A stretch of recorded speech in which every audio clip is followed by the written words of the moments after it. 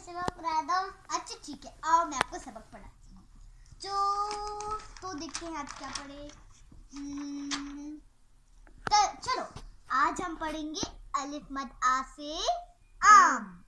अलिफ मद आ से आम। अलिफ मद आ से आरू। नहीं, ये आम है, आम। अलिफ मद आ से आम। अलिफ मद आ से आरू। अरे ये आम है जो गर्मियों के मौसम में आता है, फ्रूट। आप खाते नहीं हो ये क्या? अलिफ मद आ से आम। अलिफ मद आ से आरू। ये आम है, आलू नहीं है, आलू नहीं है।